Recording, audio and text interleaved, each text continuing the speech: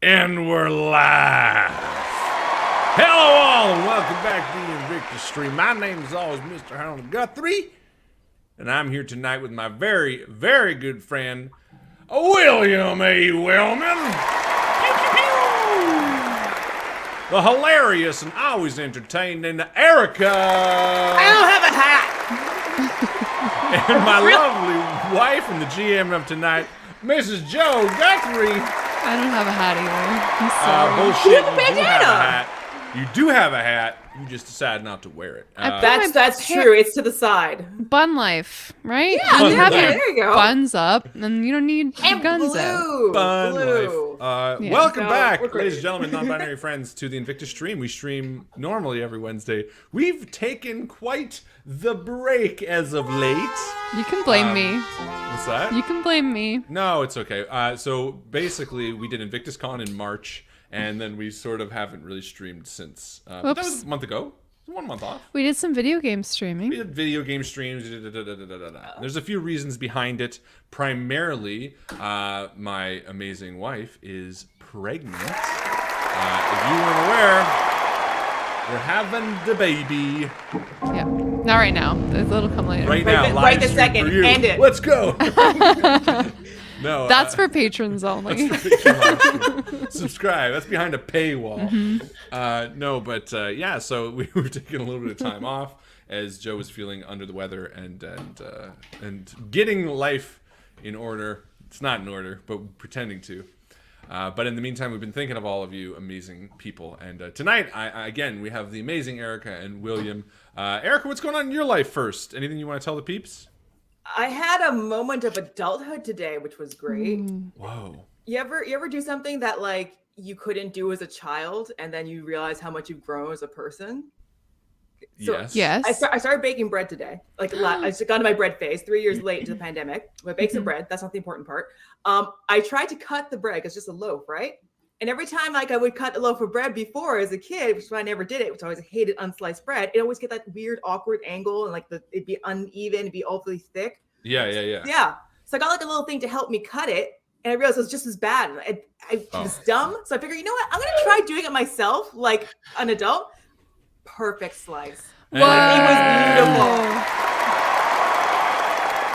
Nicely done. I am now an older person, wiser, more mature. I've harnessed that knowledge. I can cut. Guys, You're Erica cut a piece adult. of bread good. Erica Best thing is sliced bread, and I brought you the sliced bread.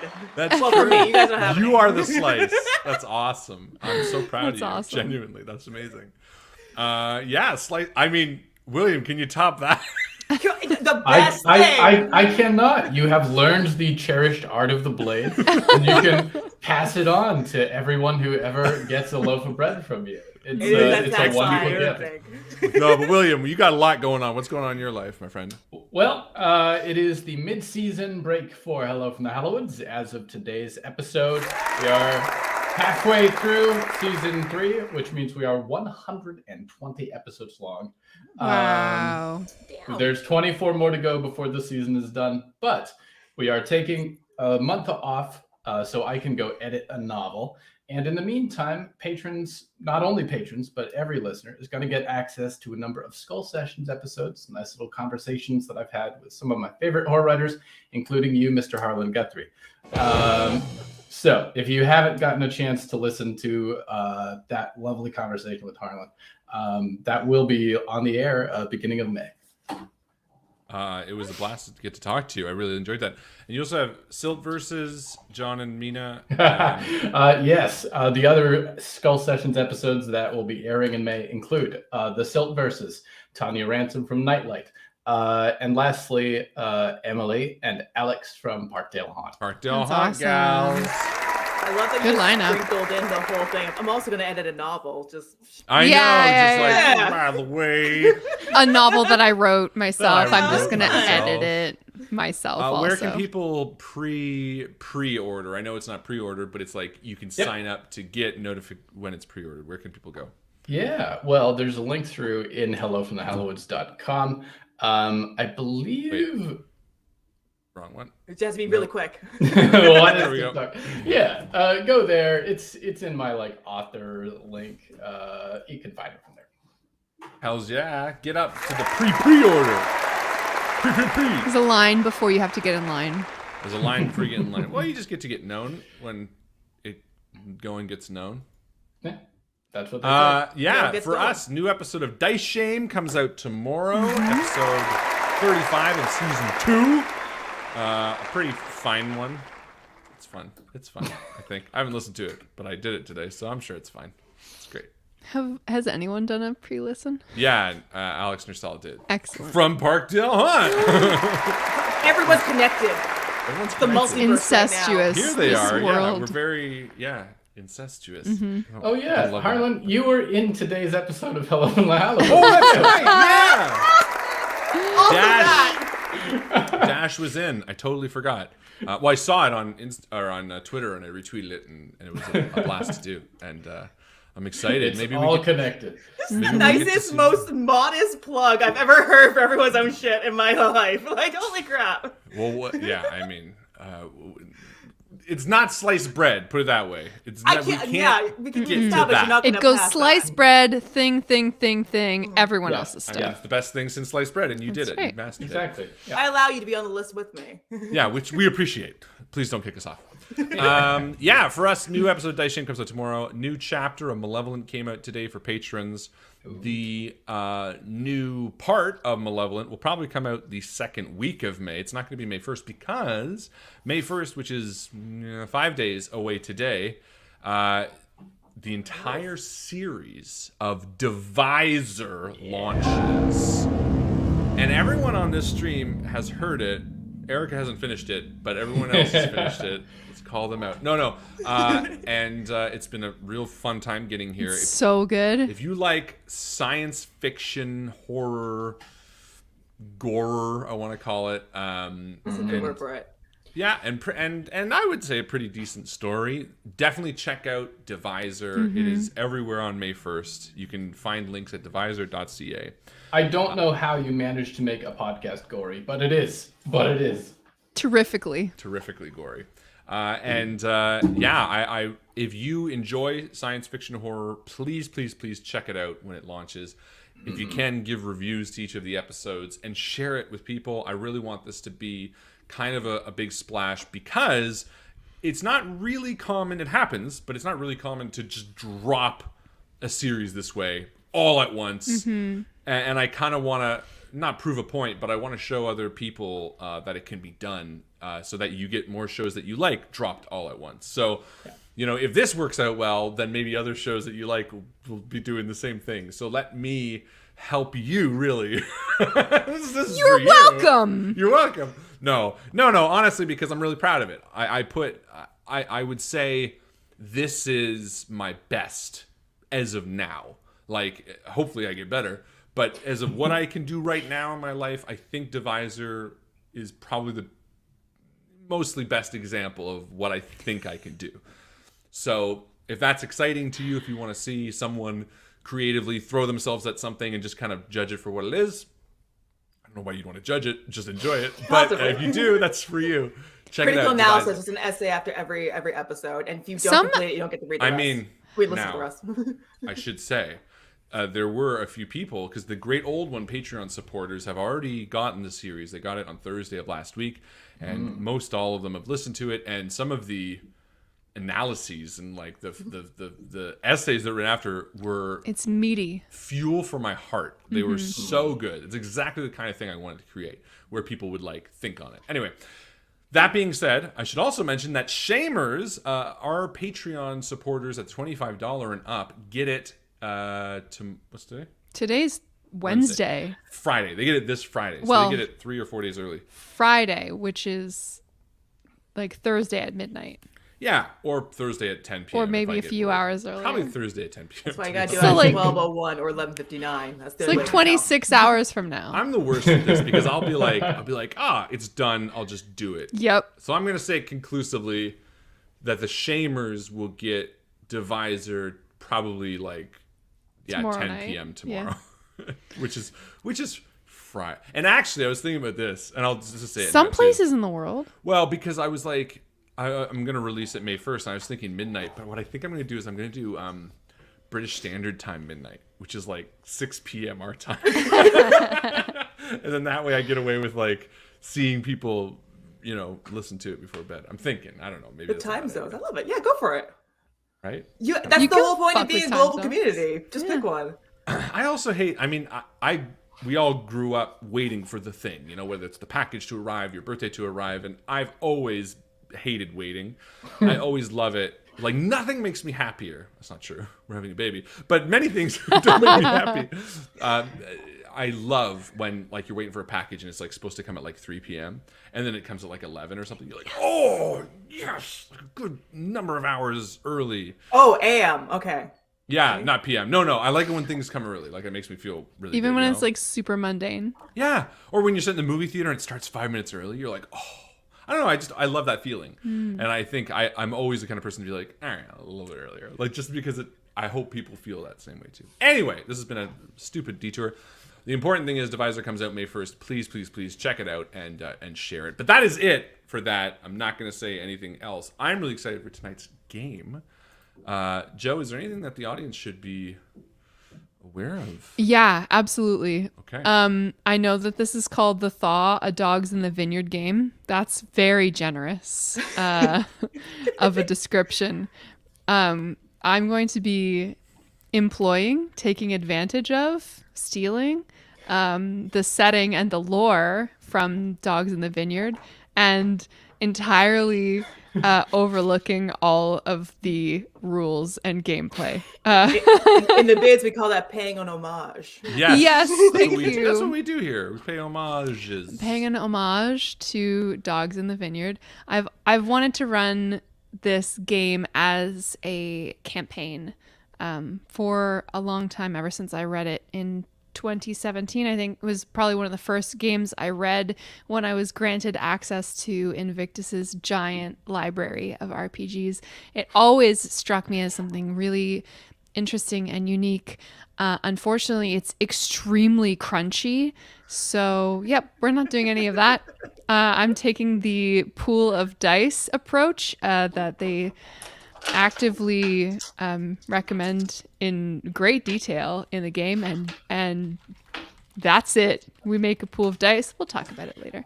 But yeah, so if you are tuning in to this video because you're trying to learn how to play Dogs in the Vineyard, do not don't do that. This is bad. You'll sit down at a table not knowing what the fuck You'll to make do. everyone cry. If you are coming here because you want a story about 1840s pioneer cowboy priests, that's what you're here for. That's what you'll get.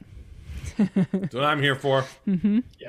I gotta do my name. I don't have my name in here. Please tell me this isn't a game about Mormonism. It's not directly about Mormonism, no, Not but pro-Mormonism. for that.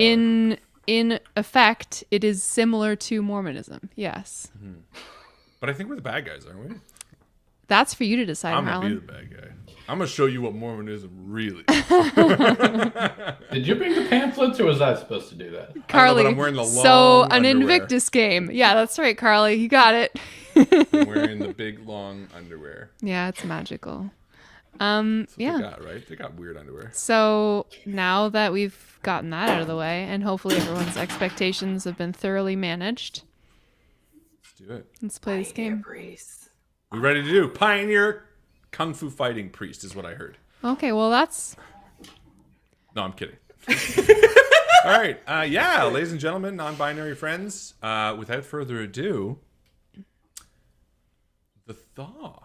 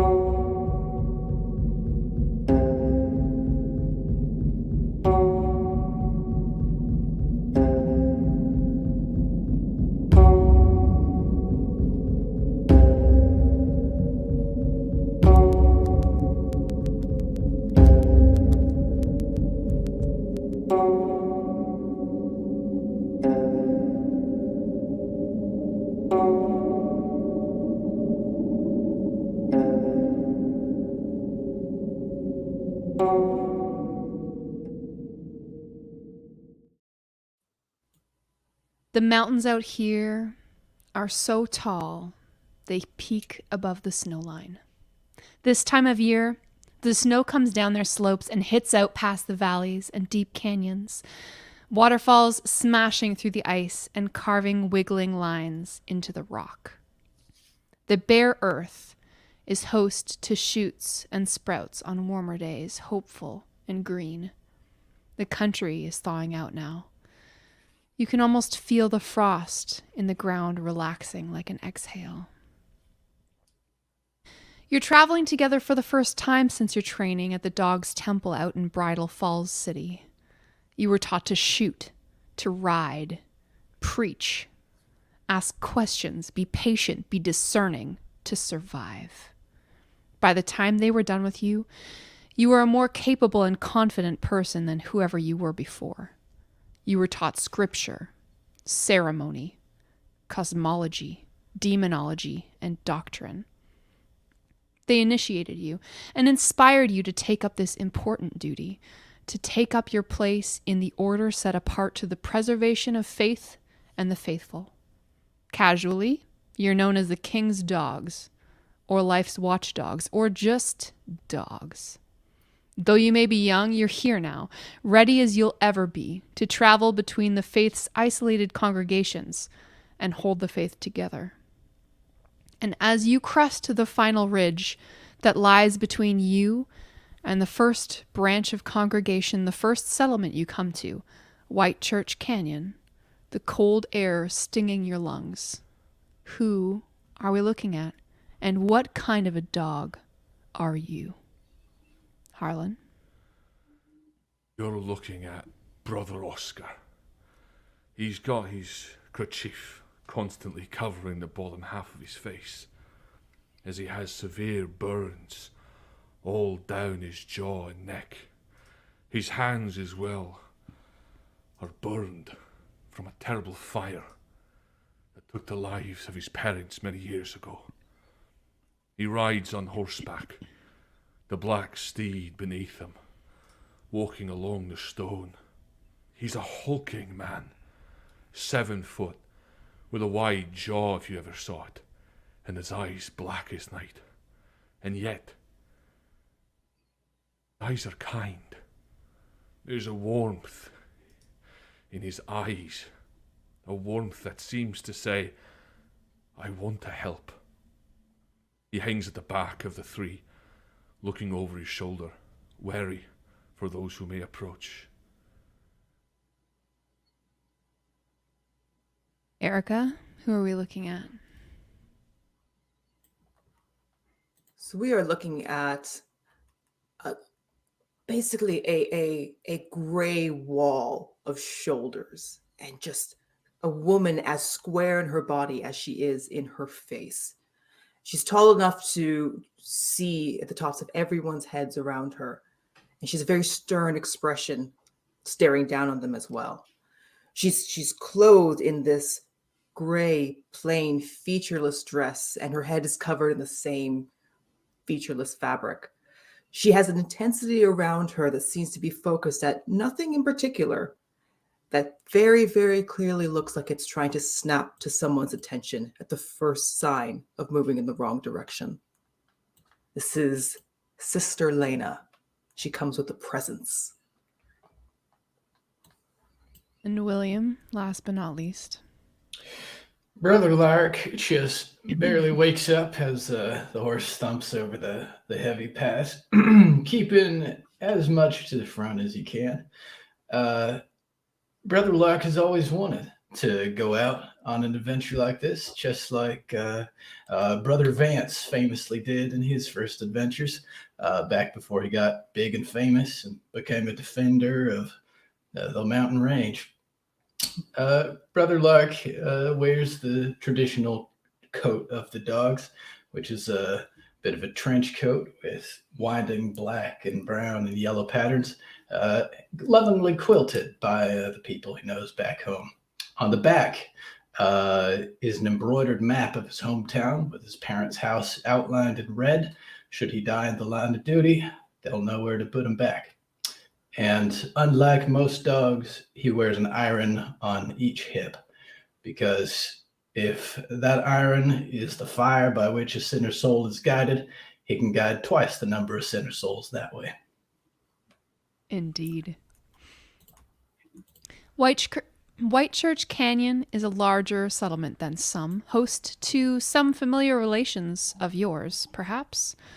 The trail is well paced by horseshoes, and log cabins are sprung up like snowdrops here and there beside more established buildings, covered wagons still serving some families as storage for now, until who knows. There's a town hall and a public house with horses hitched outside, and rough farmland all around for miles where the inhabitants of Whitechurch Canyon have been scratching a living out of the newly logged dirt for the past handful of years. You're carrying mail for the settlement, of course. The dogs always bring the mail. People see your coats and recognize the shine of the duty you hold in your eyes and come to their windows and doorsteps, some of them waving at you as you ride down from the canyon ridge into town. It feels new and good. Oscar hangs back at the edge of town as the other two enter. He turns his horse to the side a little bit, watching the woods behind. He's been watching his shoulder for the last 10 minutes, and then you see it. The head of the dog, an actual dog, his little terrier, comes marching down the trail. Terror is the name of his terrier, and he comes up to the side of the horse. Where have you been? He looks down at the dog, which wags its tail and pants loudly. Come on then. Then he turns around and joins the others with his dog at the side. Sister Lana, I think, will be following close behind Brother Lark, because Brother Lark said that he's usually as close to the front as he can be. And Sister Lana seems to have a very strange habit of never being the first to enter a room or any sort of settlement, but very, very close behind, almost insisting on being the second at all times. And I feel that behind Brother Lark, he's going to feel that same sort of rushing presence, just pressing behind him, almost hurrying him along, almost pushing him forward, because Brother Oscar has been lagging behind speaking with his dog. It's not my dog, Alana, Oscar says as he rides up. The dog found me. I think it sees me as his dad or something. I don't know. Oh, he pretty consistently finds you from everywhere we go, in fact. I couldn't care less for a thing, I'm sure. He looks down, his eyes like fixed on the dog with such care. He's just a dog. Now, if I was the accusatory type, I might go around saying that you know, on off occasion slipped him bits of breakfast sausage, but I would never accuse you of such a thing. Breakfast sausage make it out of my pocket and land in his mouth. It's not because I want it. It's because Terror is a little, well, Terror. You really love that little rat of a dog? Yes, quite. And Oscar ties up his horse as he hops off and pets Terror. Good boy, and slips him in a little bit more sausage. Here you go. I mean, I've heard of famous dogs having dogs, but never one that small. Right. Excellent. So you've chosen to hitch your horses probably where? Outside of the town hall, the public house. There's actually also a burned out building near to the center of town. There's some logs dragged in fresh from the woods. You can see leaking sap from where the branches were recently hewn. Probably the town hall, eh? Oh, quite. Brother Oscar, Sister Lena, if you're happy with it, I think it'd be best that we announce our presence to the local authorities before we begin to make a stir. I've had it. Our presence is already announced simply by being here, but I agree with speaking with them as well. It's a cordiality. Mm-hmm. We are nothing if not cordial. Yes, yeah, that's it. Brother Lark will hop down off of a very old, very vicious gray mare named Wormwood outside of the town hall and sort of hitch her up to the front. Sister Lana will dismount from her horse as well, and she'll then go to each of the other horses, getting her text that she has split among the three to avoid overburdening one. And you'll see her gathering them underneath the massive bag that she had off to the side. And then slowly this bag will fill as she fills it with more and more books, more and more papers, all of her studies, all of her readings, and hefts them onto these massive shoulders with heavy, heavy calloused hands. And stands ready to go inside once someone leads the way. Are you sure you don't want help? I ask you every time, but you know I can carry. This hulking man, Brother Oscar, is like a good foot above you. He's like almost inhumanly tall. I trust you to help me get them into the building, Brother Oscar, but as we've noted from last time, the objective is to get them there in one piece. So I will be taking them again. It was an accident. I thought I stepped on Tara's little leg and I almost dropped them. I'm sorry. It was an accident. But I can walk and hold the door open. And Oscar heads forward and opens the door and like crouches in the doorway. You go to open Good the man. door of the town hall and you find it to be locked. Oh, No. I might be That I'd like help with. might be a little too mature, there, Miss Sister Lana. You might want to put the books back on the horse for now. Brother A Oscar, voice. Sorry. would you mind doing the honors of a little knock here? Of course. And Oscar knocks loudly. A voice hails you from off to the side. If you're looking for Brother, if you're looking for Brother Cyrus there, I don't think you're likely to find him. What the hell you do with him? I'm sorry? Don't curse there, Brother Lark. And Oscar like nudges him. He says, "Where might he be?" As far as I know, as far away from any work as he can manage. Meaning? Well, You are looking for the regional authority, is that correct? Being that you're knocking on the town hall. I'm so sorry. My name is Sister Lavinia. It's good to make your acquaintance. I presume you're the new dogs.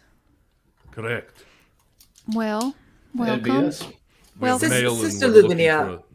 for a night.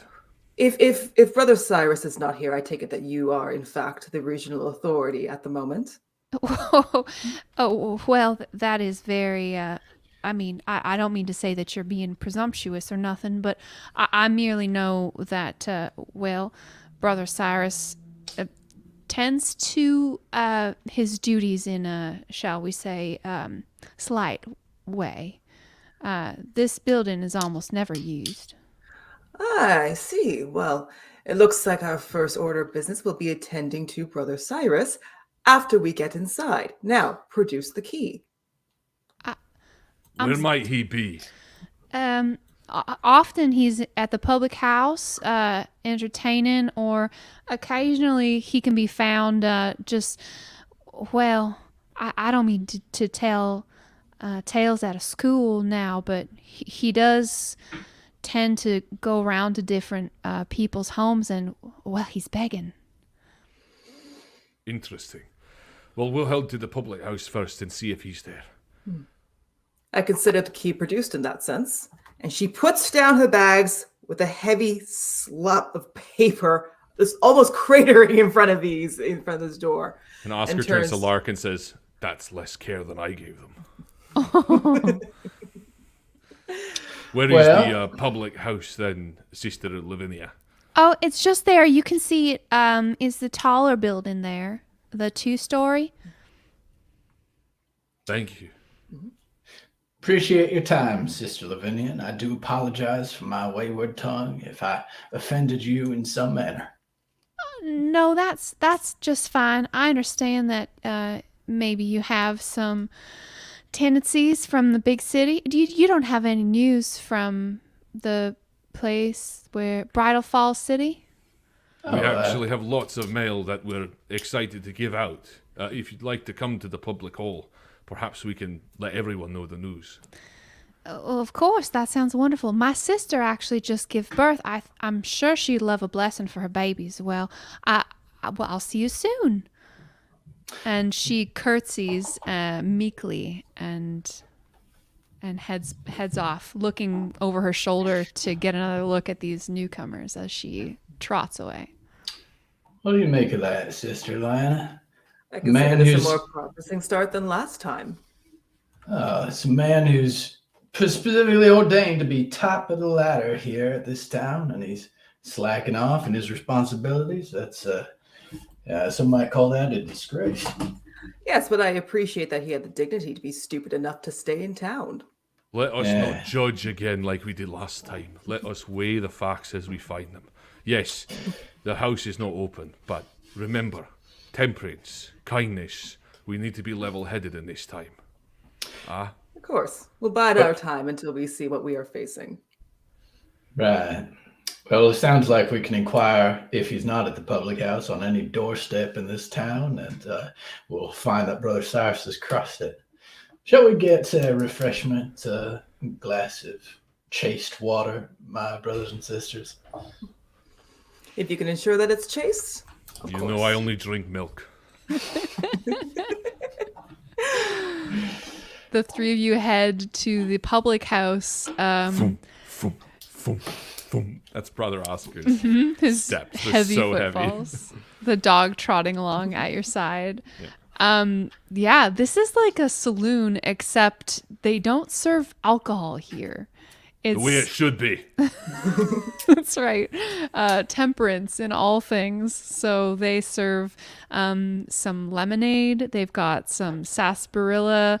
There's like a really, really watered down like malt beer. It might be like 2% or something. So that's kind of like the most salacious beverage that you could order here. Mostly people just kind of gather around, it would appear, and chinwag and just hang out. Some people are playing cards in the corner. You see a bartender, of course, and you attract quite a lot of attention making your way into this old-timey saloon. Yeah, Oscar walks right up to the bar with heavy footfalls, places his giant meaty hand on the top of the bar, and looks at the bartender and says, "A large glass of milk, please." Certainly, sir. Just one moment. He likes it Nice to warm. Well, I I'm don't like it warm. A Stop little bit of a doing that. crunch to it. refrigeration hasn't been invented yet, unfortunately. So that's mostly all we give. Also, pasteurization's not a thing. In fact, and he goes out back and comes back with a steaming cup of milk, Thank you. fresh, And a knife to cut it with. yeah, fresh and foamy. Oh. And you see under his like fucking handkerchief, you see like this scarred shin just for a moment as everyone in the bar silently watches him take a Yeah. sip. As he's going to drink the milk, Lark is going to try and distract the bartender and take some of those eyes off him. Lark will proclaim to the bartender, but also generally to everyone around. We've got a whole parcel of mail and letters shipments from abroad that I assume some of you all will be after. You are mobbed immediately. Yeah. Oscar, knowing this, like as Lark's talking, like picks up the glass and walks to the end of the bar, just knowing this is a bad idea. Farmers, townspeople, there's a tailor, the ranchers of all kinds, everyone is just super anxious for news from home. They get mail maybe 4 or 5 times a year here. It's slow service, shall we say. And letters, once they are identified, are ripped out of your hand with glee, kissed, taken to a private area of the public house and read to themselves or else read aloud to friends and family. Tears are shed. News is shared about births and deaths and travels, tales well told. And it's a beautiful sight. In the midst of all of this kerfuffle, a serious-looking man who has burns over much of his body is sitting in the corner, not interested in the mail, and he's talking fervently to a couple of coarse-looking young men who you would probably identify as farmhands. I wouldn't say like straw in their hair type vibe, but they've got 1940s version of overalls going on. So those two farmhands, do they look as if they're local to the area as well and also weren't interested in the mail? It's a great question, actually. Brother Oscar, you recognize one of these farmhands as your cousin, Samuel. Someone who you know to have just been looking for a place to settle down. There's sort of a moment of recognition. Samuel. And he looks up. Oh, Samuel. Oscar. And Oscar walks across the bar quickly and angrily, and then upon approach embraces him warmly. I didn't think I'd see you here in this part of the world. How are you, cousin? Praises be. This is amazing. I'm doing wonderful. Brother Oscar, I haven't seen you in... How long has it been? Too long. Wow. Of all the places you end up... sorry, this is Sister Lana, and that over there in the mob is Brother Lark. He nods at both of you fervently. We are part of the order set apart to the preservation of faith in the faithful. He claps a hand on your shoulder. A faith of all things in the King of life reborn. I always knew you were a dog. Oh. Right. And Oscar's like eyes kind of sour at that. Anyway, Sister Lana, this is my cousin Samuel from out west. Yes, I can see that. And Sister Lana's looking at the reaction between Brother Oscar and this cousin, who's apparently just as eager to say hi, and the fact that he's not being introduced to the two companions at the table. It's interesting. Brother August looks between Oscar and Lana and Lark, and then over at his companions. Oh, you'll excuse my manners. This is Brother August, and he points at the burned man.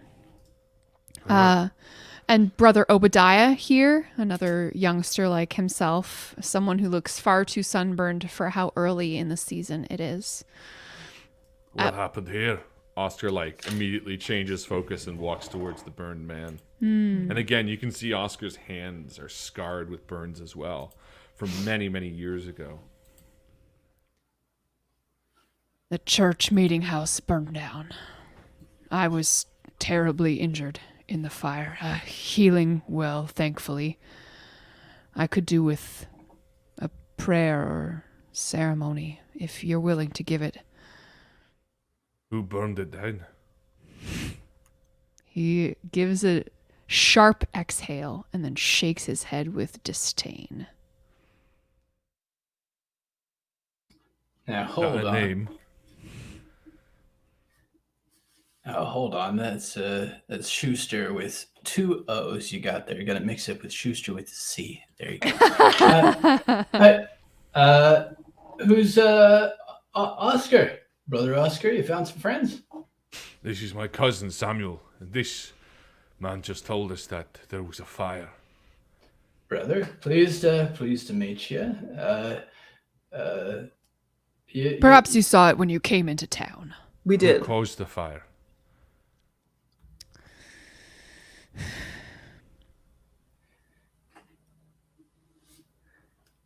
I hesitate to say it only because of how it would appear, and I don't mean to call into question any kind of judgment. Of course, that is for the three of you, truly, to enact judgment.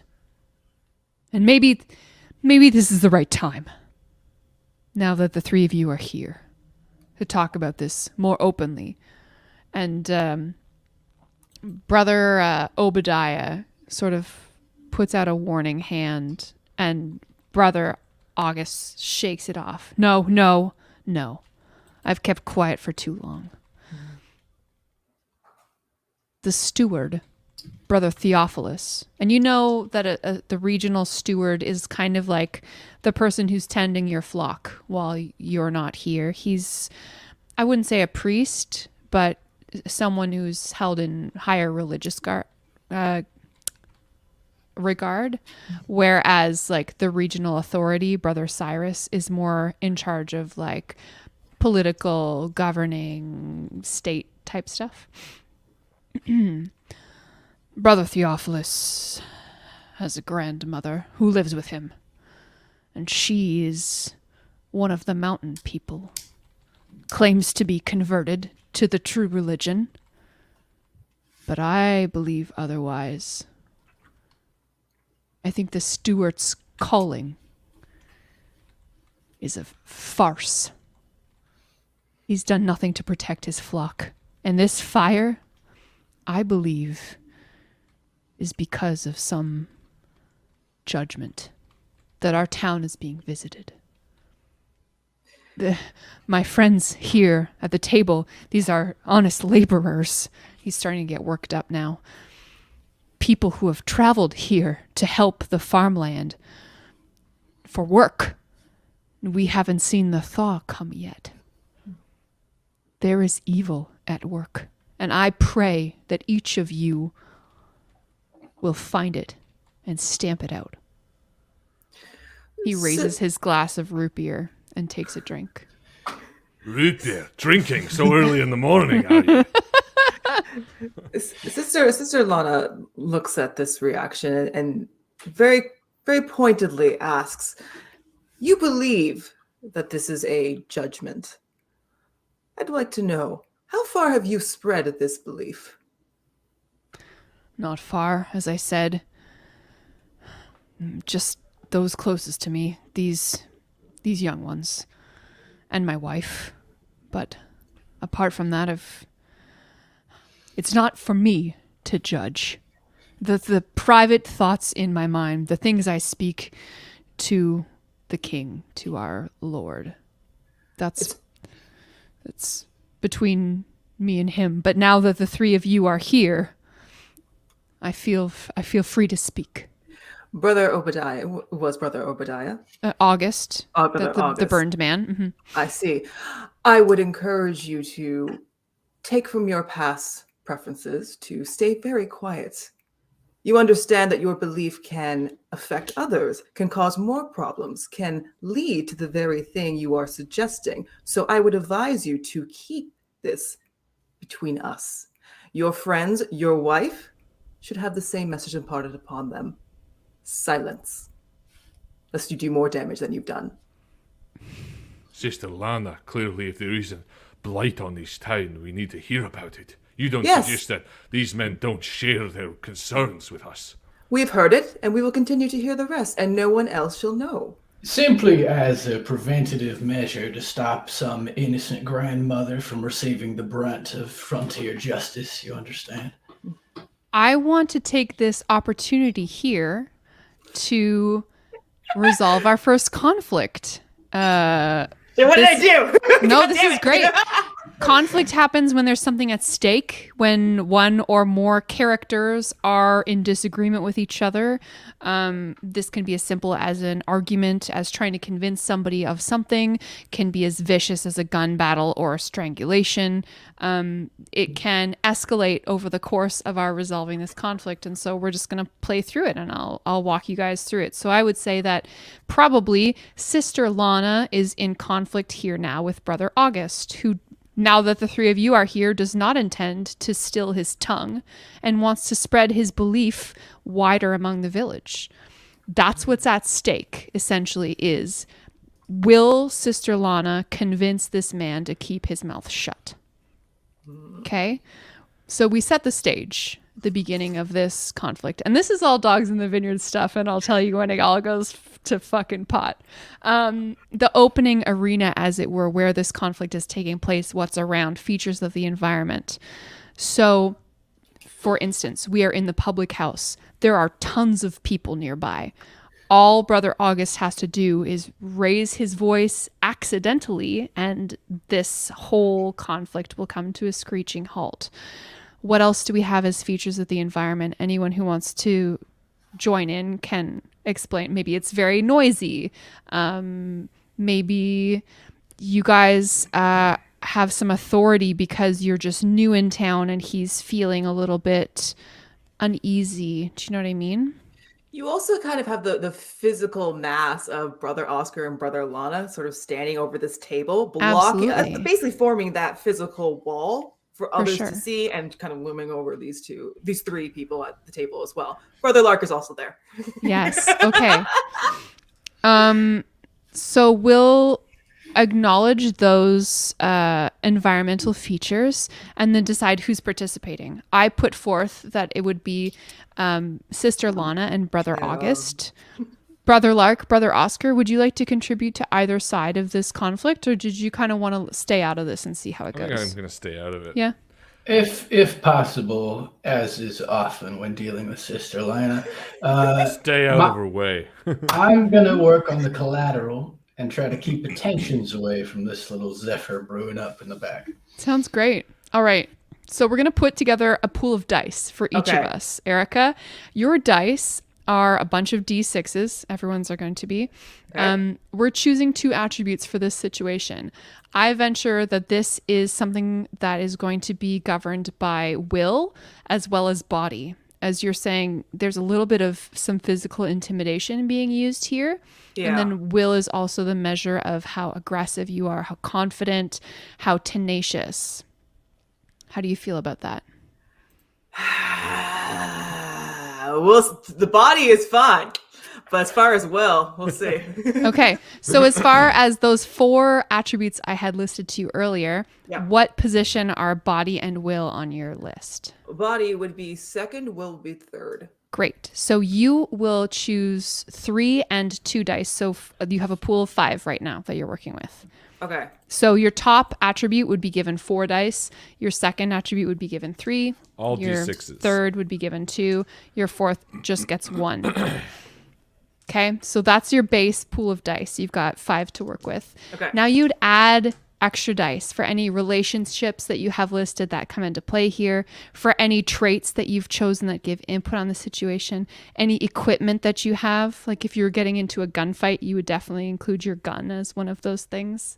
If you have any of those attributes, like extra features or equipment, you would add 1 dice for each of them. So the things I've said to her is that she has learned a lot of power as a child from discovering infractions, a bit of the hall monitor vibe. But over time, as she grew and she got physically bigger, she then gained power from enforcing those infractions herself.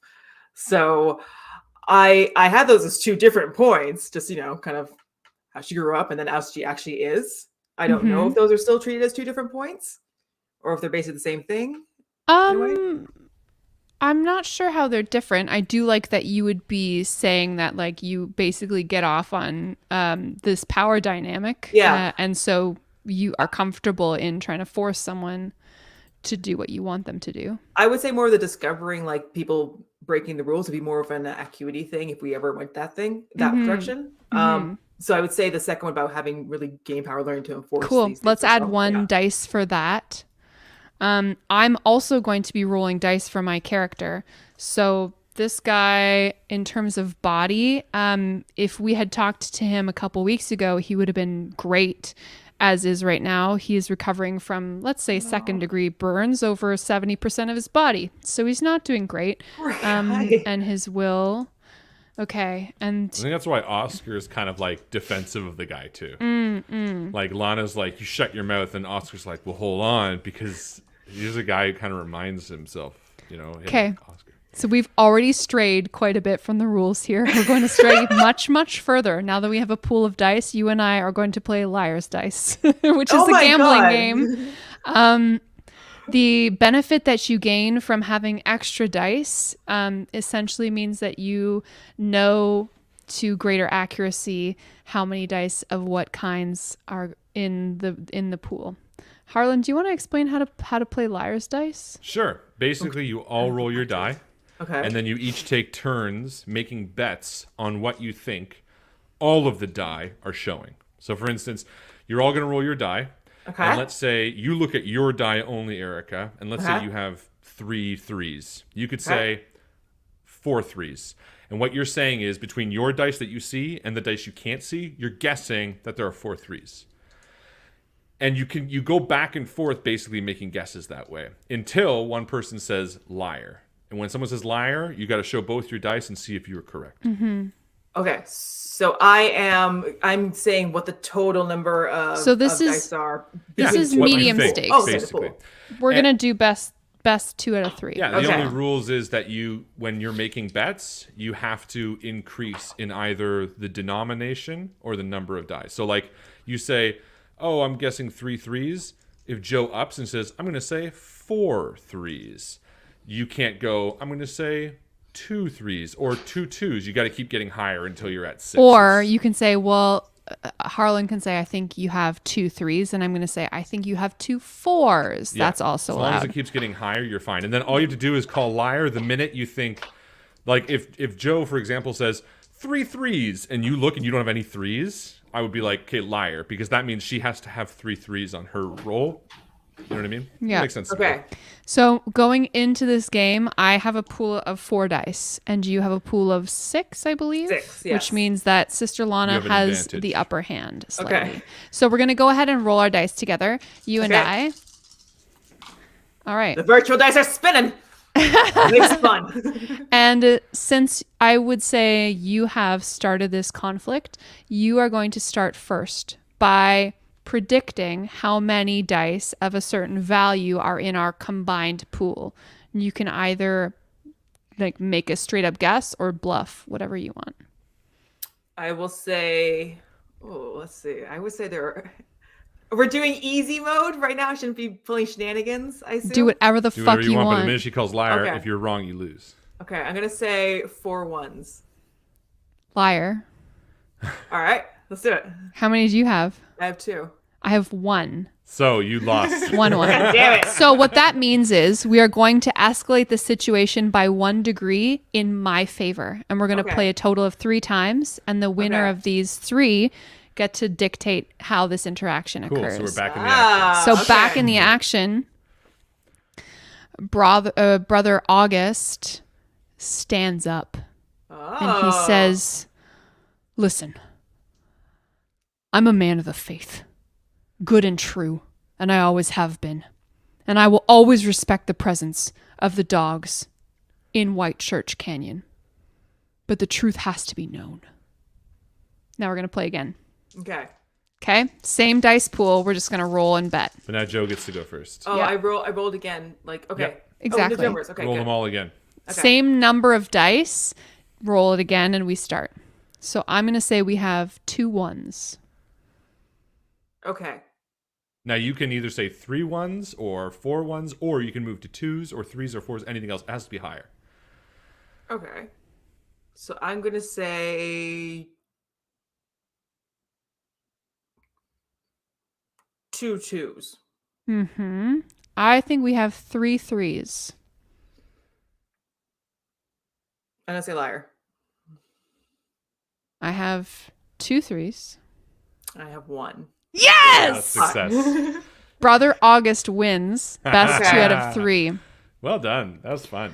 What does it look like when he successfully wins this argument, Sister Lana? This can be you relenting or him exploding. What do you think is more apt here? I think the fact that there's still a very public gathering around us and this heavily burned man has stood up in the middle about to cause a scene, Mhm. it would look very unkind for her to put him back in his seat. Yes, true. So I think she's in a bit of a bind about the potential for this to spread, but also the potential for her to make this worse right now. So she will relent. All I'm trying to say today is welcome to our town. But listen, we have some troubles here. And it's good, excuse me, it's good timing that you made it. And I don't want to make any threats. But if something's not done about that woman, Sister Content, something will be. If you take my meaning. And he excuses himself and walks out the door. And just on the side, Sister Lana's going to pull up a little notes app and call it her shit list, from which Brother August is on. Oh, Steward dang. Brother Theophilus. Come, Sister Lana. It wasn't worth it. I appreciate you backing down. Brother Samuel, we came in to speak with Brother Cyrus. Brother Cyrus. He wasn't there. Where is he? Is he here? You ask around a little bit. Well, I'm just asking my cousin. Oh, I'm so sorry. I thought you were talking with Brother Lark. No, Brother Samuel. Oh, yeah, Brother Cyrus. He was in here just a little bit earlier. I think he said he was gonna head home for a nap. I've still got his mail. Can you give us where his house is, and also where Brother Theophilus is? What do you make of this grandmother fable that Augustus said? Listen, I would love if you could tell me your thoughts, because I don't know what to think. Brother August certainly has a lot of, and he looks over at Brother Obadiah, and Brother Obadiah nods in some hesitant agreement.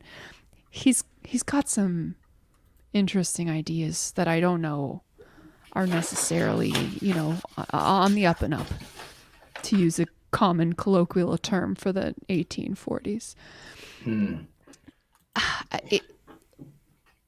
You ever read the stories of Brother Vance, Brother Samuel? No. Brother Vance, legendary dog of the West, it published many of his, not memoirs, but retellings of his stories and pamphlets and inspirational tracts. I have all of them back home. But there's something you'll learn when you read enough of those. It's never who you first suspect. They always lead you on in that first half, but in that last couple pages, there's always a twist. So rest assured, whatever the source of the evil is in this town, and I believe any brother that says there is evil, we will find it, we will root it out. Now, if this woman, this old grandmother from the mountains is to blame, then we'll hold her accountable. And if she's not, then whoever is accountable will be put down. But, Thank you. cousin, don't spur an angry horse. Let him kick. Let him be on his own. The more you try to squelch a flame like that, the wilder it burns. And he sort of looks at Lana as he says that. That is wisdom, cousin. Just, Brother Cyrus, I've only been in town a couple weeks here, and I hear around town he gets a bad. People talk bad about him. They call him lazy. Says that he's tries to do his living without doing any work, if you know what I mean. But I think he and his family are good people at their heart. Well, I think we should attend to Brother Theophilus first. If this August has spread his hate, it's possible that the grandmother could be in some sort of danger, and we should get to the bottom of it first. I'd encourage you to do so, Brother Oscar. I find you a man of sound jurisdiction when it comes to matters of the faith. I'm tempted to go wake up Brother Cyrus and ask him how he's been running this here town. Well, if you think that's best, then I'll come with you. I only worry that people in this town might not sit on their hands if a fire broke out, but perhaps you're right. If the sister is fine for now, then perhaps she'll be fine for another few hours. Well, you go one way, I go another. We regroup in, say, an hour outside of here. Sound fair? All right, fair enough. Very well. I understand you don't want me. Brother Oscar, it is simply a matter of timing, and because I trust you to do the job at hand. Sister Lina, where would you like to make yourself useful over the next hour or two? I've made my list. If you're looking at Brother Cyrus, I will go to Sister Lavinia and conduct her baby blessing as she requested. I Nice. think she'll appreciate that. Dogs out! Yeah, and Oscar heads outside to Terror, who's been waiting. He says, "Here you go," and he gives him the last little bit of his milk from his glass. Good boy. Leaves the glass on the porch. Says, "Come on, boy, we're off to Theophilus," and he walks off towards the hill. Brother Theophilus lives in a simple 2 or 3 room log cabin You are given accurate directions from the townsfolk, and you arrive at his door in short order. A wiry young man comes to the door. He has round spectacles on his face. He looks very bookish, much smaller than Sister Lana. He I like being a benchmark. looks you up and down, and he says, "Oh, brother, it's so good to see you. I wasn't aware that we were due for a visit. Come in. I'm sorry." Oscar crouches through the door jamb, enters the room, stretches his back, seems even more tall in the small living room. Mm-hmm. Do you have any milk? I don't know. I'm so sorry. No milk to be had here. All right. How can I help you? What? Oscar sort of makes himself very at home, walking around the living room, just looking around, sort of picks up like trinkets from the shelves, puts it back down. Yeah, it's kind of an austere place. There are few belongings. It's like a nicely woven broom by the hearth that's used to sweep ash. There is a small table that's really well worked, but very unfancy. There is a dried posy of flowers hanging from the ceiling above where the table is, and it looks like all the candles in this place are burned almost down to nubs. You hear someone moving around in one of the back rooms. Please take a seat. I'll stand. What do you know of Brother August? Brother August is, well, I suppose you've heard from him already if you're here and asking of him. He is a member of the faith, one of our disciples. He has made his displeasure known to me. He not like you? Well, brother, I'm sorry. What is your name? Brother's fine for now. Brother. I don't mean to tell the teachings of our church to you, but it is of the king of our father's desire that those who want to be in the faith can take it into their hearts and move forward in their lives, embracing the true joy and knowing the truth. That my grandmother is not of our descent should be no concern. She is faithful and a loving woman, if sometimes confused. Then let me speak with her. You'll have to be kind, please. She's not well. I'll be exactly as kind as I need to be. Please, brother. She's an old woman whose mind is leaving her. I've dealt with many an old woman. Now let me pass. All right, I think you and I are in conflict now. Yes, not just me, not just me. Yeah. I feel like Oscar's real upset by this burn guy. You know what I mean? So he's like, he feels like he's like kind of acting out his own pain that he never really got to see closure to. Yeah. Just so you know. I think we're rolling heart and will for this combat. Perfect. The highest number would be for the highest one, right? Yeah, so the I did mine in opposite order. it was hard for me to describe, like, rank Yeah. your first one as 4 and your worst one as 1. Like, that doesn't, That makes people's sense. brains don't work that way. So yeah, your top skill gets 4 dice. Heart and will? That's right. Cool. So I'm doing 6 die. I'm also rolling 6. Nice. Oh, I get why you have an advantage because you can see more of the dice that are in the pool. Yes. Got it. Okay, got it. Do you have, so the stage is obviously this man's home. You are in the living room. It's probably late afternoon. You hear the woman who you want to be discussing things with in the other room. Yeah. Do we have any other kinds of relationships, any traits, any equipment that would add to this situation? And I feel like my physical stature would be a thing. I'm You like 7 foot tall, yeah, this jet is black eyes. this is a slight man. You can definitely add a dice for being an intimidating presence here. Also, I think it would be the same die. Like, I don't need to add another. But the fact that we're like isolated, like I'm for in sure, his house, for sure. you know. Great. That sounds about right to me. Cool. Should we hit this? Let's do it. All right. You are the aggressor in this situation. I'm gonna say 3 threes. I'm calling you liar. 3 threes. Hey! Good job, Harlan. Yeah, I have I know none. you. So Perfect. So that's 1. Let's do it again. what happens? No, tell me Oh. how this escalates. Oscar takes a step towards the man and breathes down his neck, like steaming his glasses, and just says, "I'm going to speak to the grandmother, because if a man is burnt alive because of what she did, I'm going to find out."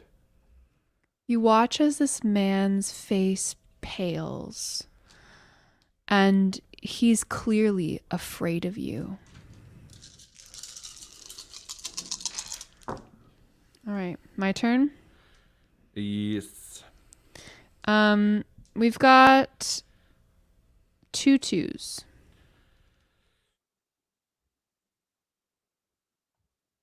I'm going to say 2 threes.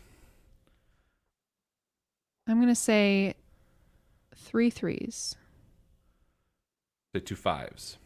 Ooh. I'm gonna say 3 sixes. I'm going to call your bluff. I only have 1. I've got 2. Damn! All Hey! right, yeah, I'm breathing down his neck. What does he do? Yeah. The man sits down heavily. You see tears begin to form in his eyes. And he pulls out a handkerchief and starts dabbing at them. She's just not been herself lately. And any perturbation, anything could set her off. Who knows what could happen to her health? She's taken fainting spells. We don't have a doctor in town. All right.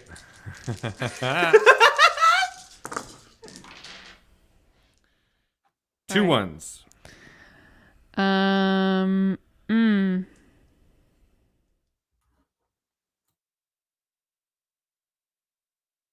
twos. 4 twos.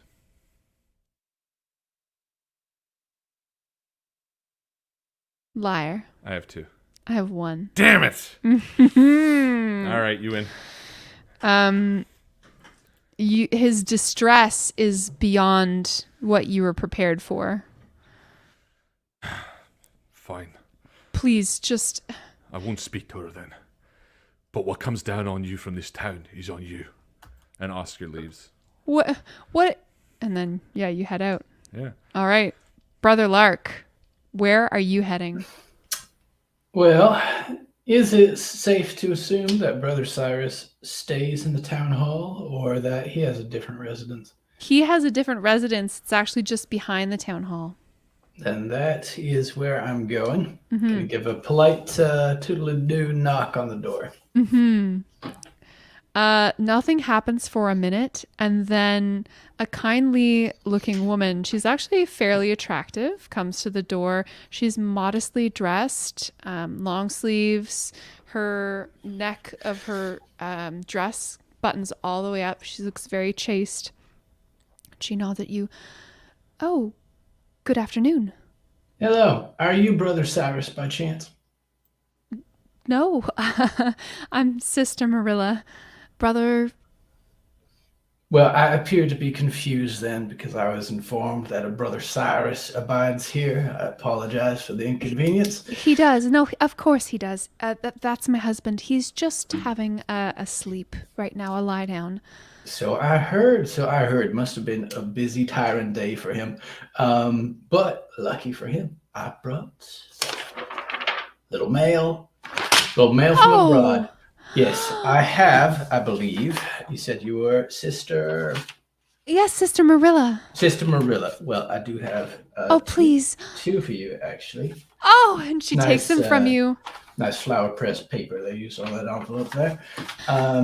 And then I meant to speak with your good husband, Mr. Cyrus, as well. So if you don't mind, I'll... if you could rouse him from his little nap time, I'd appreciate it. Of course.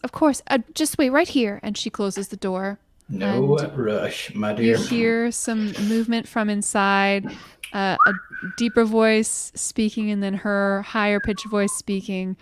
And then after a moment, a man comes to the door. He's rolling up his shirt sleeves, clearly just gotten himself out of bed. Sorry Good to wake afternoon. you. Sorry to wake you from your slumbers, Brother Cyrus. It's a pleasure to meet you. I am Brother Lark. Oh, Brother Lark, well met. I apologize. I just had a late night last night, so how can I help you? Welcome to White Church Canyon. I appreciate that. It's a lovely little town you got here. How long you been the head honcho up in these parts? Oh, I wouldn't say head honcho. I'm the regional authority. I'm aware. Here. I've met Sister Lavinia. Well, she certainly makes her presence known, doesn't she? And then he looks around like as if maybe she's watching from one of the stoops nearby and winks at you. For going on 5 years now. 5 years. The years do weigh on a man, don't they? Oh, they do when it's hard goings, but well, you know how it is. I do. Well, I brought some mail for you. A couple of envelopes here for you. Some, That's just marvelous. Takes higher it, up. stuffs it in a pocket. Yeah. Ooh. So, I and my companions, Brother Oscar, Sister Lena, have been sent over from Bridal Falls City to come check up on the community. Do you mind if I come in? I hate to have conversations with brothers of your import in the open air, if you know what I mean. Certainly, yeah, there is a bit of a chill in the air. Marilla, put the kettle on, dear. And you hear like a rustling around in the, I don't know, kitchen area. It's a small house. I don't know how those things are laid out. But you come in, and he sits you down on a very hard wooden chair. Gonna leave my boots with the spurs by the door here. Right. So kind of you. Yeah. Put up my socks on your coffee table. So we've been sent here on account of Bridal Falls City, as I said. And in arriving here, I have detected that there are some rumblings. You said, the years fly by when the years are easy. Hasn't been an easy year for you, has it? Well, it has been a difficult year, more so than most, and well, Marilla can speak to that as well as my children. We don't often have enough to go around between the five of us. Occasionally, the notches on the belt have to be tightened. How is it possible that the brother in charge of running the town is tightening up his belt so significantly? Well, I don't see it that I'm being paid a living wage, Brother Lark, for the work that I do here. I keep the census information. I report to the government, and I do a good job doing it. And, well, it's not much that we go on. Shillings or gold pieces, silver. Currency. Currency is dollar less coins, than what we'd require to make a living here, and so it's been a challenge. Oh, I do occasionally stoop to asking my neighbors for help here and there, and it is not something that I like to do. But here we are. Well, I want you to know, I believe often when a small town shows up and dogs are sent from the big old city, people get into their heads that we're here to sniff out trouble where there ain't any trouble. Put down the boot of the law on someone's neck who's already broken. But that is not the case for myself. I am a problem solver, and I am here to solve any problems that you may have. Now, if you believe that you are being stiffed or slighted in some way, that is something I can look into. I'm also hearing whispers that there is some drama, some theatrics, if you will, regarding sister content. I don't suppose that's been troubling you any. Not so much, Brother Lark. I tend to keep my nose from places where it doesn't belong. Which includes a burning barn, I imagine. Well, now, of course, that's the whole town's problem. When a building like that burns down, I mean, especially one so important as a place of worship, we all see Brother to August there's looks hurt pretty bad. He was apparently one of the first ones on the scene trying to put out the fire, and to his detriment, unfortunately. Right. Yeah. But we see to it as a community that it'll be rebuilt as soon as possible. So I promise you, and you can tell your superiors that will be seen to, of course. I'm not concerned about the barn, Brother Cyrus, and I'm not concerned about my superiors neither. I'm here in the business of helping people. And I think I get the impression that people believe there is an evil here in this town. Now, I don't know if you can speak to that or not, but if you can, don't be afraid to, because by the time we're done, there won't be. And I hope that your work is seen to by the Lord's own eyes and is speedy and just. And if there's anything at all that I can do to help you, you let me know. Yeah, you can start by filling me in on the status of this town that you run and operate. Because you, being the man who sits in the building just yonder, is supposed to be the one on top of all this, you know? So these whisperings, these mistidings, where do they start? Where can I go for answers if it ain't your humble establishment? I'm not really one for gossip. I keep record of the taxes. I make sure that the births and the deaths are recorded. I am a man who deals in numbers, sir. I believe it, and numbers always tell a story. Any deaths of significance crop up on your census lately? No, and actually he pulls out like some records and shows them to you. Births, deaths, the population. He keeps, fairly good records. Well, I appreciate your time, and I appreciate your tea. If there's nothing else I can do for you at this moment, I will go run into my companions. Just that if you have the ear of anyone who can help us, my family, to let them know that we need additional assistance from what we are receiving. If there's any way that you can put in a word for us with a church or something else, then I would appreciate that. That, Brother Cyrus, is the least I can do for you. And you have a good day now. Nods and tries to lift his hat, and he realizes he's not wearing one. And you leave. Sister Lana, you leave the lovely home where you were just blessing this baby. Wives of all shapes and sizes had all gathered there for this ceremony. You've done this only in practice before, only with the assistance of supervisors, of people who had been teaching you and judging you in the temple, and now left to your own devices. How do you feel about the job that you performed? It was done as perfectly as it could be, given the regents that I was provided because as you know, the ceremony is dependent upon the mother and the family providing the candles, the incense, the trappings, the materials, the fabrics, the mats. And they were of humble but wholesome quality. And that came through in the blessing. And what name did you choose for this child? I named the child after their mother, which will be unfortunate if it turns out to be a boy, but may turn out to be a blessing as well. You it didn't is check, something to you're guide just like, Sally. it was to recognize the wonderful prioritization of Sister Lavinia to ask for a blessing as soon as the dogs arrived. Yes. That is an initiative that should be carried on in that family.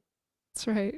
Wonderful. Okay, and the three of you meet back up. Where do you... In front of the townhouse where her texts have been, where the door is locked. So thank you, Brother Lark, for having gotten the key from Brother Cyrus. I keep thinking when you say texts that you're talking about like texting. That's where texts were. If you return to that pile, you will find Brother Lark just napping, leaned up against the building next to your pile of books. My goodness, that better be leaned up against a very unlocked door. I wasn't able to speak with the woman. The man was very dodgy, didn't let me say anything to her. I believe he was afraid of what she would say. But I want to get in there. Brother Lark, would you be able to draw the man out so I could go in the back door and speak with the grandmother, one-on-one? Are you gonna be speaking with her or speaking with her? Oscar just squints hard at you and growls. How dare you ask me that? I ask you to speak with people all the time. I always appreciate your good service and your mighty, mighty stature. And I've never done it for you. That's not my way, and you should know better. Well, I appreciate your presence nonetheless, and you're always a willing helper in matters that are not purely violent. Oscar turns around and heads back up the hill. Just do what you do. Something's crawling up his pant leg, isn't it? Something will be crawling up mine as well if this door is not unlocked. Right. I did go in and talk to Mr. Cyrus, Brother Cyrus. He's right out in the house out back. I'm sure his wife, Sister Marilla, would be more than happy to give you a key. I did neglect the key in conversation. I was preoccupied with learning all I could from him, which is that he is turning a blind eye to whatever is going on here.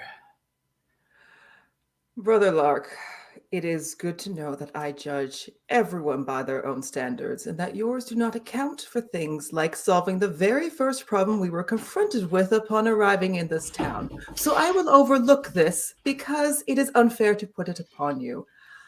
I will wait to get the key because I believe Brother Oscar's standards say that there will be some issues if we do not follow after him now. I will hastily do that. I will also inform you of some good news. You know, they did a miraculous thing a couple centuries ago. They took 77 books of life and they condensed it down into one nice little tucker that we have. So I don't understand why you insist on carrying all the 77 when one measly little book might do. Brother Lark, someday you will understand the true joy of being able to look through each individual piece for the art that they are. But that will be tomorrow after we prevent Brother Oscar from going in through the hole he will make of the wall. Dowering our good reputation. He's halfway up the hill by now. I'm talking to Terror all the way up. It's no fair I can't talk to a woman. I made no mention of hurting a damn woman, Brother Lark. Apologies. And he walks Brother around Oscar, hold up. Hides in a bush. You can see it a good 2 feet. Mm-hmm. Just throw the man out. I hear you. I'll do my thing. All right. Right. Sister Lana can't go first, so she's actually waiting for you to go. Yep. And Brother Theophilus comes to the door Looks like he'd been crying just briefly for a little bit there. Red-eye rimmed around his little circular glasses. Howdy there. Are you by chance Sister Content? No, I'm sorry. She's not. She's indisposed. Oh, certainly. Well then, you must be Brother Theophilus. I am. Theophilus? Theophilus? Theophilus. Theophilus. I've got a couple letters for you. You do? Right here. I do. These are for you. I do also have a letter here for Sister Content. I assume you can get that to her at some point.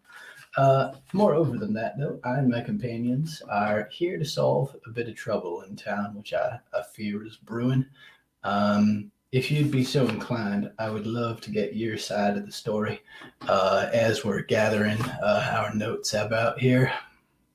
I already spoke with Brother Oscar about this matter. I had a rough afternoon.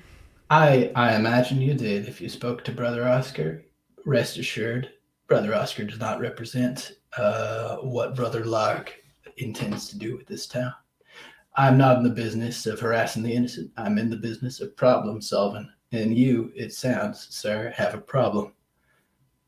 I have a question. Uh-huh. When Brother Theophilus said that he spoke to Brother Lark already, Brother Oscar. Brother Oscar. Oh my goodness, you're right. It's right there. Brother Oscar already. Did he say it sort of like a shifty, I already said what I said, or more of a confident, I said everything there was? A little more exasperated than shifty. Okay. Yeah. Okay, so we probably got more of the right answer then. Okay. I feel like he looks like a bit of a nervous, small person, and in the face of Brother Oscar, I have a hard time believing he would be that confident about having lied to somebody. Mm-hmm. Like that. I feel like also Oscar is now creeping up to the back window. Sure. Looking in. Oscar, you see a room that is in some manner of disarray, definitely apart from the room that you saw out front where you stayed and spoke with Brother Theophilus. There is a woman sitting on a bed. She has long gray hair. She's looking into the middle distance and just kind of shaking her head a little bit and talking to herself. Yeah. And I think Oscar opens the window slowly. Mm-hmm. He quietly walks in, and she makes no real just stir. Squeezing your way into this window. Yeah. And he walks to the door that leads to the main room, and he locks it with like a deadbolt. And he turns back, and he goes opposite her, and he drags over a chair, and he puts it down. And he like reels over it like saddling a horse. And he pulls down to see that his face isn't that scarred. It's actually healed most of his life. But he's been too self-conscious. Aww. And for a moment, there's like this tension as this woman's eyes sort of drift towards him. And then, with like a warm smile, he's like, "Are you okay?" And he reaches out and he puts his hand on her knee. She takes her hand, your hand in her hands, both of them. They are these withered, thin-skinned things. You can feel every narrow bone through the skin, and her hands are warm. And she holds them, and she looks into your eyes, and she says, "Son?" "No, but I'd like to ask you some questions, if that's all right." "Of course." Meanwhile, if you could sit with me here a moment, just here on the front steps, it's fine. I know you probably don't want to go far. So, what's happening with your good grandmother? Why is she so the talk of the town? As I said to Brother Oscar, it's quite clear in the theology that there's no problem with any creed or kind of person who wants to join us in knowing the truth. Just because she comes from a different race of peoples than we do does not mean that there's anything inherently evil about her. There are some people in this town who understand that truth, and there are some people in this town who have yet to understand it. And I am trying my very best to be a loving and understanding steward for this town. But I tell you, some days the king of life does test me. And my poor grandmother has seen some vicious hate and some terrible bigotry from some of the members of my congregation, and I do my very best to minister to them no matter what. I tell you, Brother Lark, it has been a trial. You ever read any Brother Vance novels? The name is familiar, yeah. Yeah. The 44th is Hall of the Mountain. And you echoed some of what he says in the final act of that just a good bit. No, I have grown up, and I do firmly believe that our creed must be open to all who are willing to take the truth and light into their hearts. If it is not, then we are not gifts. We are not givers. We are tyrants. We cannot have that. The creed must be open to all who will take it. His shoulders push back a little. He's sitting a little straighter. Yes. That is what I am saying. Right. Now, I believe that your grandmother will not be guilty in any way based on where she has come from, if the truth resides in her heart. And I do not doubt that it does. If she has bloomed under your care, you seem a well-read man yourself. What I would like to know is there any other reason that some of the folks out there might associate her with a burning barn in the middle of the night? Anything else that you know about that? Often people are looking to cover their tracks when they pick on the innocent. And he looks into your face with a blank honesty. None whatsoever. And Brother Oscar in the back room in this darkness. Yeah, he's even closer now to the woman, and he's like telling her his story. He's like, "When I saved my baby sister from the fire, I burned my hands and my face.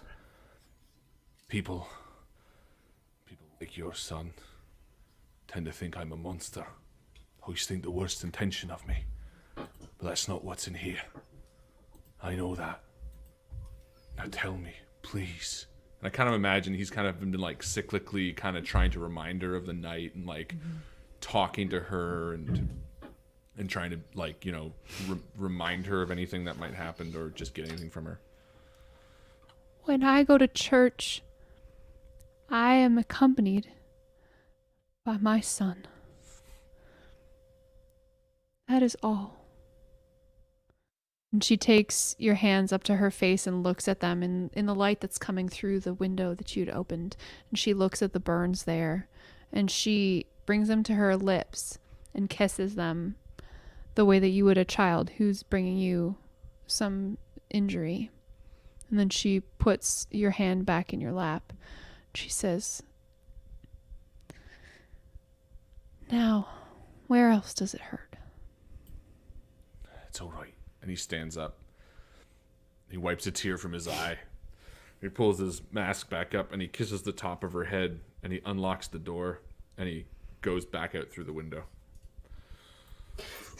And in book 55, naturally, that was when he went down to the White Rapid Rush. That was there that he met the Mingo tribe. And although they didn't get along too well at first, found that they were all right in the end. And they valued honor and virtue just as much as he did in their own I'll way. have to stand away for that one. It sounds riveting. Also talking like Oscar walks off to the side, Yeah. like from the side. Sister Lana Anywho, sees I'd better everything. let you home. Yeah. Nobody like walks up to the three of them. Yeah. He's like, "We're done here. Let's go." Sister Lana is very, very patiently waiting for everyone to move into their places, for brother Oscar to extract himself from this window, and for Brother Lark to wind himself down in this very beautiful display of distraction, to catch the ear of Brother Theophilus. Yeah, Oscar just stands behind Lana.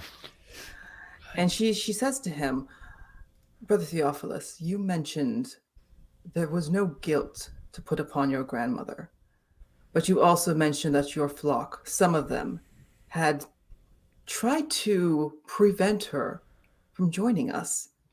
I tried to remove her from being able to be among our flock as well, simply because they did not like her for a reason that was not forbidden. I have to ask you for one of the hardest requests I have ever made and will ever make again. I need the names of everyone in your flock who sought to push her out. For Brother Lark, you see, is very strict about ensuring that the truth is open to all, but I ensure it is only open to those who embrace it fully. And it sounds like some have chosen not to do that. Now, this is a challenge that you put me up to, Sister Lana. For I understand. as much as I respect all that you three, and his eyes dart up to Brother Oscar in a moment of fear, come to do for this town, I am also a shepherd of my flock, and I believe that everyone who has evil inside of them can change and do better, and I want to feel like that's a possibility for even the person who wishes my family and I the worst of it. I don't want to see them come to any harm, you understand? And so I'm reluctant to share with you these names. Brother Theophilus, you say you are here to tend to our flock. Yes? I am, yes. But you are also saying you are allowing this to spread amongst the others. If there is an infection, do you not cut it out at the first sign to prevent the rest of the body from rotting? Your flock has rot. Roll some dice. Yay! Lana, you want him to dish the dirt. We know where we're at. It's Lana versus Theophilus. Anyone want in? Sure, yeah, I'll help. Cool. So Yay! Harlan, that means that Brother Oscar is also going to be rolling a pool of dice and betting. I hate this guy. I'll take it. So our strategies can differ, right? So Oscar can be using a different set of skills than Lana might be using. Lana, it seems like you are trying the heart and will side of things, but I could also argue for acuity and heart potentially. I would say acuity and I would say heart because, yeah. That makes sense. Acuity for our watchers and listeners means perception, education. Heart is your compassion, how faithful and enduring and patient you are. Will is more tenacity. Oscar, what are your strategies that you are leaning for? Body, I suppose. Mm-hmm. And heart. Okay. Because my faith. Great. He's also using his faith, which is very strong, and his will, which is not. I have a pool of 5. If any of you have any other attributes or relationships, traits that you want to add, feel free. I have a pool of 7. Could I leverage? I won't roll, but I will try and give a dice to Sister Lena. That's not how these rules were written by me 1 minute ago. My relationship is Brother Lark. I'm gonna be an environmental factor that helps her out. And I love that, William. I'm just gonna sidle up in his ear and say, Sister Lena, my opening class of dogs, they were as messy as a pack of coyotes by the time we began our training. By the end, they were as straight and by the book as the marching hounds of the Queen of England. Now, that weren't because of the teachers there. That was because Sister Lena. Goddamn books. She's not gonna hurt anybody. This is why I dropped them last time, Lana. I thought one of these Vance books was in yours. She's not gonna hurt anybody, but she is gonna straighten them out. And I think that's what you need, good sir. I think Rock that's and what roll. you need. All right. So because it's the two of you essentially versus Theophilus, we're going to count wins together. So a win for Harlan and a win for Erica both work towards the same 2 out of 3. Perfect. Here we go. Okay. I think it's Lana starting out, right? Right. You have to consider there's 3 dice pools active. Go Okay. ahead, Erica. I'm gonna say 3 2s. Harlan. I'm gonna say 3 3s. I'm going to say 4 3s. I'm gonna say 1 4. I'm gonna say 3 4s.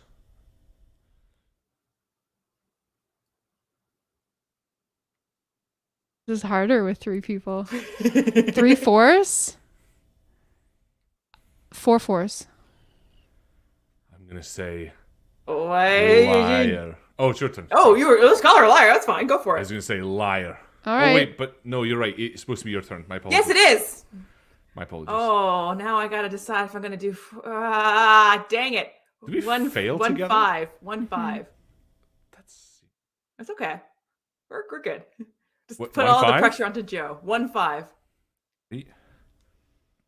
2 Wait, 5. then I have to say, I can hop in anytime and say No, cheat. has to be on your turn.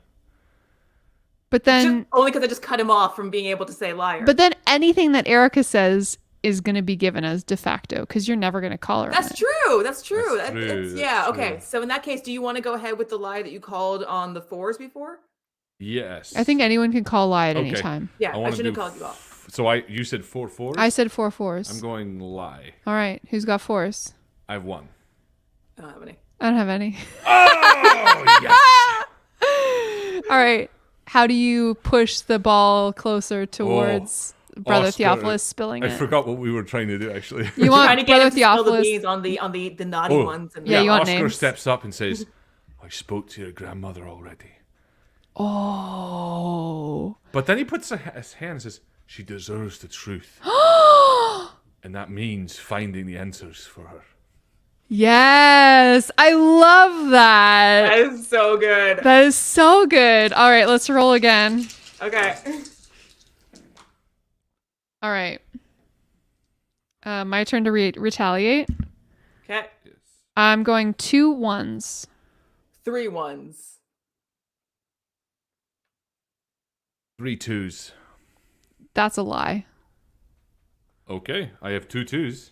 I've got 2. I don't Oh. have any 2s. Well, hold on. You said 3 2s. Yeah. So that means you have 4 2s total. What That happens means if you have yes. more though? Then it's a lie. Then you lied to me. Oh, is it? You Wait, lied what? to my face. I thought it was like an at least. Yeah, I thing. thought it was at least as well. No. I can't. That's what we were.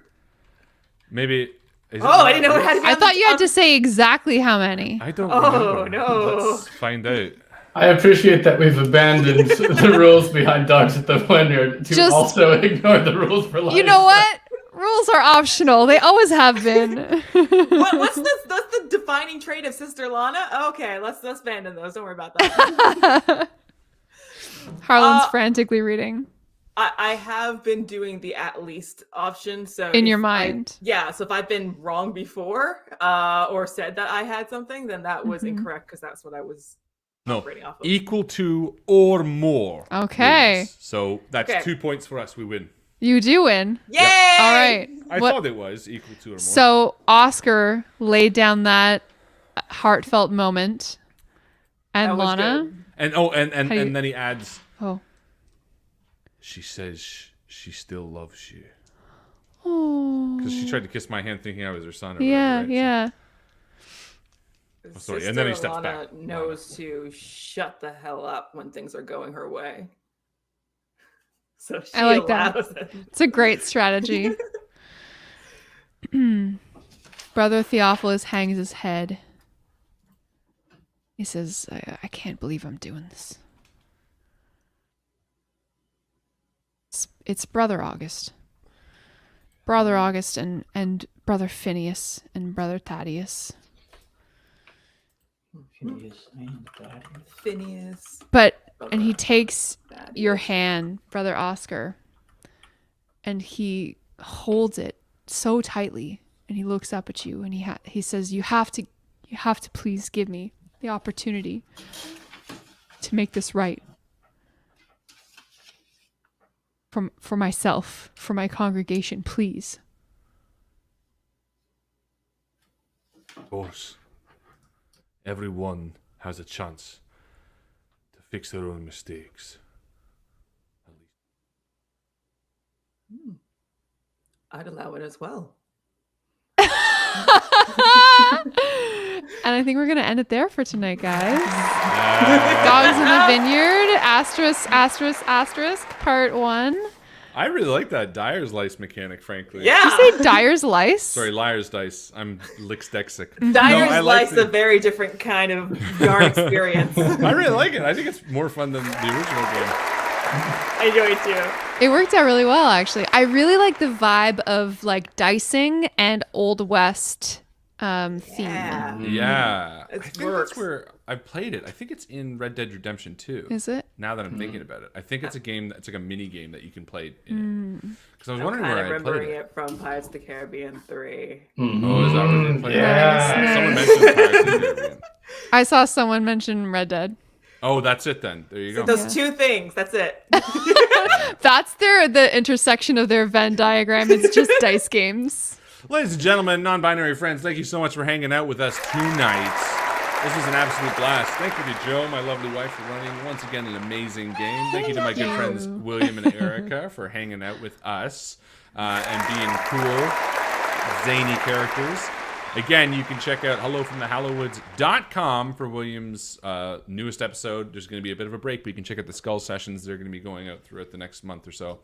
And we wish you all the luck in writing. Thank wait. you. And editing. Editing. All that. Oh, you're not leaving until 6, so you can do next week. Right. Okay. Yes, I can. And Erica, good job on that sliced bread. We're really Yeah. More slices to come. proud. Yeah. Send us some sliced bread in the mail. That's right. That is it from us. Remember, Divisor comes out Monday. It also comes out tomorrow at 10 for Shamers. Check it out. It's a lot of fun. I'm really proud of it. And new episodes of Dice Shame come out tomorrow as well. But that is it from us. As my wife always likes to say, I'll see you around the table. see you around the table. Good.